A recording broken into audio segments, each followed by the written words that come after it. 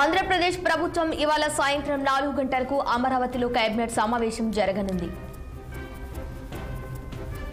ఇందులో ప్రధానంగా రాజధాని అమరావతి అభివృద్ధిపై చర్చిస్తారని తెలుస్తోంది. ఇక అమరావతికి సంబంధించి ఇది వరకు గుత్తేదారులకు ఇచ్చిన పనులు టెండర్ల రద్దును మంత్రి మండలి ఆమోదించే ఛాన్స్ ఉంది.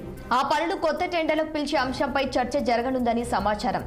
ఇక కూటమి ప్రభుత్వం ఏర్పడిన తర్వాత జరిగిన మొదటి స్టేట్ ఇన్వెస్ట్మెంట్ అంశంపై చర్చ జరగనుంది. ఇంకా ప్రమోషన్ బోర్డు నిర్ణయాలకు కేబినెట్ లో ఆమోదం ఉంటుందని తెలిపింది. ఇక కూటమి ప్రభుత్వంపై విపరీతమైన ఒత్తిడి ఉంది. సూపర్ 6 పథకాల అమలు ఏది అని వైసీపీ విరుచుకుపడుతోంది. దాంతో వీలైనంత త్వరగా ఈ పథకాలు అమలు చేయాలని నేతలు భావిస్తున్నారు. అసలే 2027లో జమిలి ఎన్నికలు ఉంటాయని పిడుగులాంటి వార్త కూటమి ప్రభుత్వానికి సవాల్గా మారింది. అప్పటికల్లా ఈ పథకాలు అమలు చేసి ప్రజల మన్ననలు పొందకపోతే కూటమి ప్రభుత్వానికి ఎన్నికల్లో సమస్యలు రాగలవు. అందుకే ఇప్పటి నుంచే పథకాల అమలు దిశగా సర్కార్ ప్రయత్నిస్తోంది. కేంద్రం సహకరించాలని పదే పదే సీఎం చంద్రబాబు కోరుతున్నారు. ఈ పరిస్థితిలో ఇవాల్టి కేబినెట్ సమావేశంలో ఈ పథకాలపై చర్చ జరగనుంది. ఇక ఇదే అంశంపై మరింత సమాచారం మా ప్రతినిధి పవన్ అందిస్తారు. పవన్, చెప్పండి, నేడు ముఖ్యమంత్రి చంద్రబాబు అధ్యక్షతన అమరావతిలో కేబినెట్ సమావేశం జరగనున్నట్టుగా తెలుస్తోంది. దీనికి సంబంధించి పూర్తి డీటెయిల్స్ ఏంటి? Good morning Shirisha. మొత్తానికి ఈ రోజు జరగబోతున్నటువంటి ఈ యొక్క కేబినెట్ భేటీలో కూడా పలు కీలక అంశాలకు సంబంధించినటువంటి అంశాలపై కూడా కూటమి ప్రభుత్వం ఫోకస్ పెట్టబోతా ఉంది.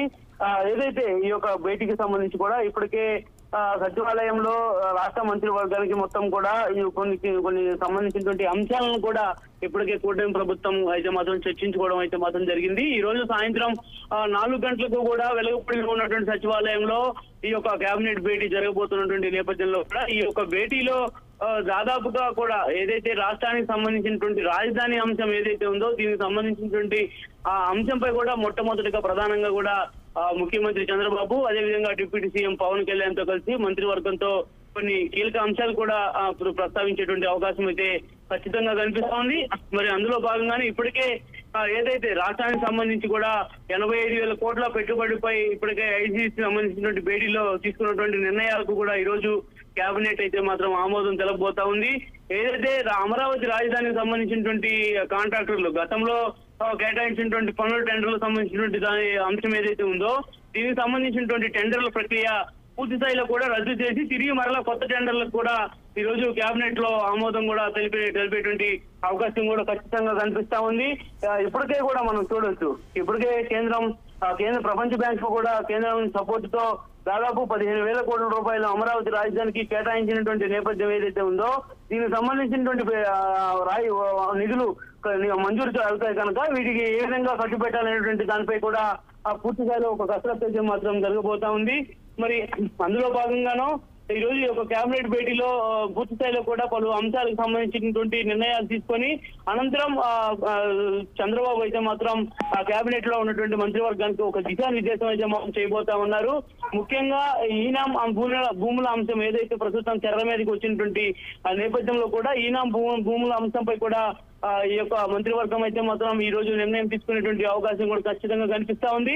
మరి అదే విధంగా చూసుకున్నట్టయితే రాష్ట్రంలో కూటమి ప్రభుత్వం ఇచ్చినటువంటి 6 హామీలు ఏవైతే ఉన్నాయో దీనికి సంబంధించినటువంటి హామీలను కూడా ఇప్పటికే ఒక హామీ దీపావళికి కానుకగా కూడా మహిళలకు కూటమి ప్రభుత్వం అయితే మాత్రం